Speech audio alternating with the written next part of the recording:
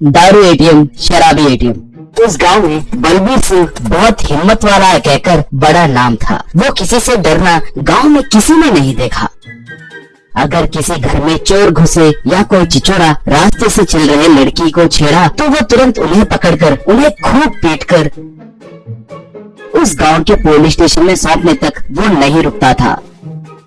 बलबीर सिंह के हिम्मत के बारे में बात करते हुए गांव में सब उसकी तारीफ करते नहीं थकते थे। उसके जितना हिम्मत वाला गली में एक रहे तो वो बस है, ऐसे बुरे विचार रखने वाले डरेंगे कहकर सोचते रहते थे।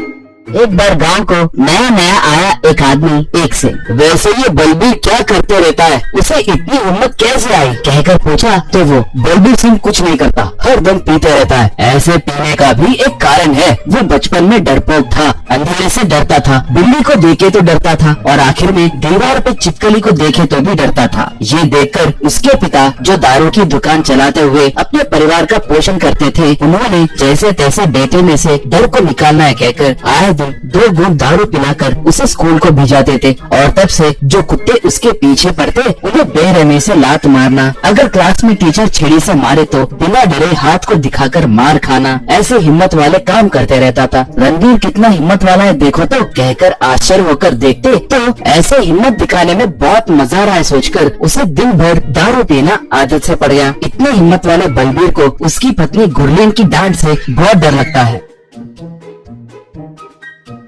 तुम बेड़े हो, ये सच छुपाकर तुम्हारे घर वालों ने मुझसे तुम्हारी शादी की। कम से कम कोई काम तो करोगे सोचे तो वो भी नहीं है। मैं बहुत परेशान हो रही हूँ। मेरे मायके वाले महीने महीने थोड़े पैसे भिजा रहे हैं, उसके मदद से तुम्हें थोड़ा देके मैं कुछ खा पा रही हूँ, नहीं तो हमें रोड पे रहना पड़ता था। सब मेरे फूटे कर्म है जो तुम मुझे मिले कहकर डांटती थी। अब तुम सोच रहे होगे तो उसे पीने के लिए आए दिन पैसे कहाँ से मिलते हैं। उस गांव में देसी दारू बहुत सस्ती होती है, आए दिन पत्नी के देने वाले 20 रुपयों से ही वो एडजस्ट हो जाता है। एक बार लुधियाना से गुरलीन का भाई कुलदीप सिंह बहन को देखने के लिए वहाँ पर आया।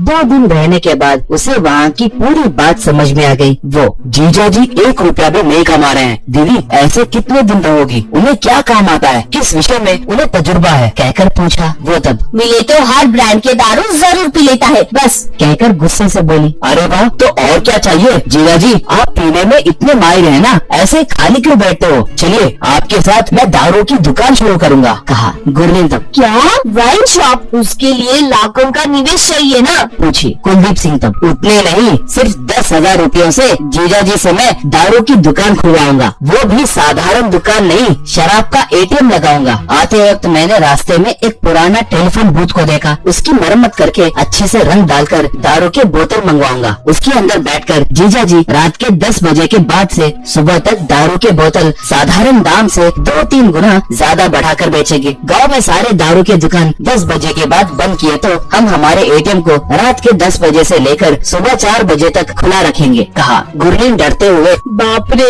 आधी रात को दारू खरीदने वाले जरूर रौडी या गुंडे ही होंगे। कुलदीप तो जीजा जी 1 बोतल दारू पिए तो बंदूक पकड़कर डाकू लोग आए तो भी उन्हें सिर्फ 1 मुक्के से ही धूल छिटाएंगे कहकर तुम्हें तो कहा था ना दीदी, भूल गए कहा। ऐसे बलबीर का शराबी एटीएम शुरू हुआ।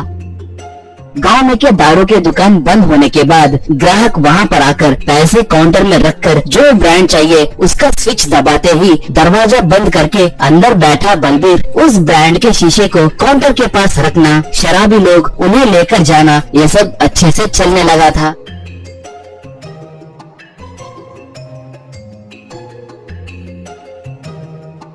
एक बार रात के समय 2 लोग आए, एक ने स्विच को दबाया। बलबीर उन पैसों को लेने हाथ बढ़ाते ही एक ने उस हाथ को पकड़कर दरवाजा खोलो कहा। बलबीर तब पहले हाथ छोड़ो, बोतल दूंगा कहा। वो मुझे 1 बोतल बस नहीं होगा, अंदर आकर हमें जो चाहिए वो बोतल लेंगे कहकर दूसरे ने कहा। बलबीर तब नहीं खोलूंगा कहा। वो नहीं खोले तो तुम्हारे एटीएम बूथ को नाश करेंगे, तुम्हारे सारे बोतल नीचे गिराएंगे कहकर दूसरे ने कहा। अब बलबीर को गुस्सा आकर 1 क्वार्टर दारू घट घट पीकर बाहर आया।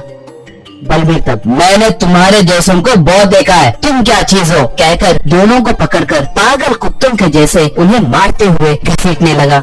इतने में एक पुलिस जीप वहाँ पर आकर रुकी। ऐसे बाहर आकर झगड़ा क्या है कहकर पूछा बलबीर। तब सर ये दोनों मेरे एटीएम को नीचे फेंक कर सारे बोतल फोड़ेंगे कहकर धमकाने लगे तो मैंने इन्हें मारा सर, कहा। ऐसे तब एटीएम क्या एटीएम कहकर पूछा। बाद में बलबीर पुलिस स्टेशन में आधी रात को दारू नहीं मिलने की वजह से परेशान होने वालों के लिए मैंने ये दारू एटीएम खोला है सर, कहा। ऐसे तब तुम वही हो ना जिसने एक बार एक व्यापारी को चोर लोग मारकर गहने चुरा कर भागे तो उसे पकड़कर तुमने ही लाया ना। उसके साथ साथ एक कॉलेज जा रहे लड़की को किडनैप करने वालों को पकड़कर पुलिस वालों के हवाले तुमने ही किया था ना, कहा। बलबीर तब हाँ सर वो मैं ही हूँ, कहा। ऐसे तब गुड, देखो बिना लाइसेंस के ऐसे मर्जिया जैसे दारू बेचे तो एक्साइज डिपार्टमेंट वाले 2 साल तुम्हें जेल भी जा सकते हैं। तुम क्रिमिनल्स को पकड़कर हमारे डिपार्टमेंट की सेवा कर रहे हो ना, इसलिए मैं तुम्हें पुलिस सर्विस में भर्ती करने के लिए एसीपी सर को रिकमेंड करूंगा, वो ही तुम्हारे लिए सही नौकरी होगी, कहा। बलबीर तब सच है सर, अब बहुत धन्यवाद कहकर खुशी से एसआई को नमस्कार किया।